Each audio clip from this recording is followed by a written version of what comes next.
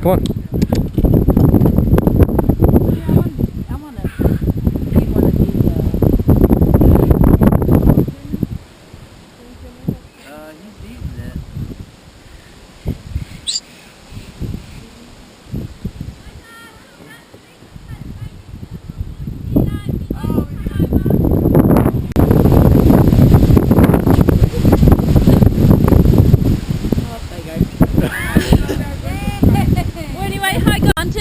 So devils won't actually go out and hunt for their food.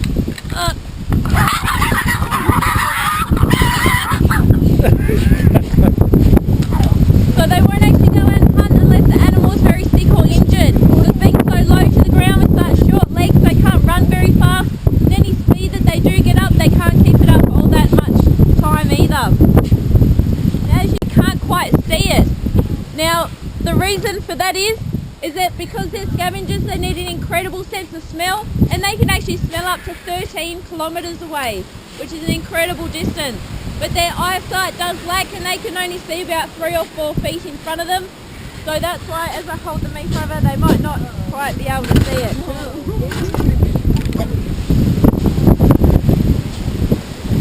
Now you may see these guys tend to bite at each other's faces a lot, and this is the main way how the facial tumour disease, which you guys may have heard about, is passed on from devil to devil.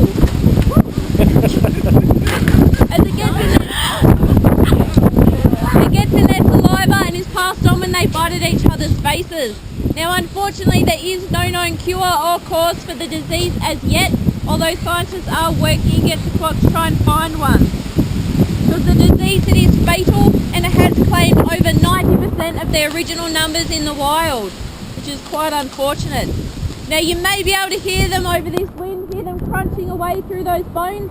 Now the reason how they're able to crunch away through those bones and actually eat the whole carcass is that on a pound-to-pound ratio, these guys actually have the strongest jaw pressure of any mammal.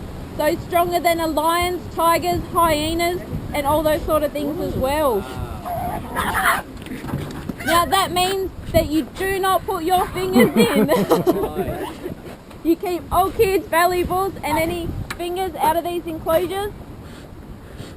Especially on windy days like this, make sure you hold on to your hats, because I have pulled a few out and I have come out with a few holes in them as well. So definitely not the best idea.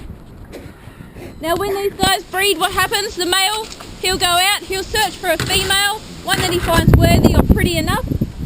He'll then drag her back to his den and he'll keep her there for 3 days. Now over those 3 days, he'll mate with her repeatedly until he's had enough, and then she'll be allowed to go back out off on her own. And after around 31 days, so around about a month, she'll give birth to up to 30 live young. Now that's an out of the pouch to either become food for the mum or any other animal that happens to pass by. Now once those baby devils are born, they'll spend around 2 to 3 months inside the mother's pouch. Once they're old enough or big enough, they'll then come out, they'll start to be weaned off the mother's milk. And then once they're around the age of 7 to 9 months, the mother, she'll get sick of them.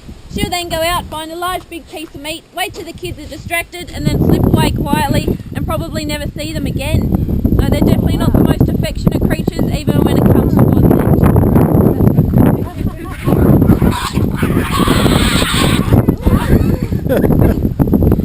Now there you just saw how they tend to bite at each other's faces. Again, that's how the facial tumour disease is passed on.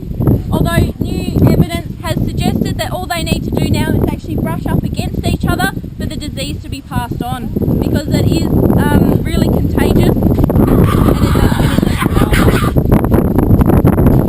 Now you may see these guys have really fat, chunky tails, not much hair, red pinpoints. Now this is the devil's eyes reflecting that light. So it's just like a cat's eye, it'll reflect, but unlike a cat's eye where a cat will reflect yellow, these guys reflect red, which is part of how they got their name. So as you can imagine, seeing those 2 pinpoints of red light out in the wild of a night time wouldn't be too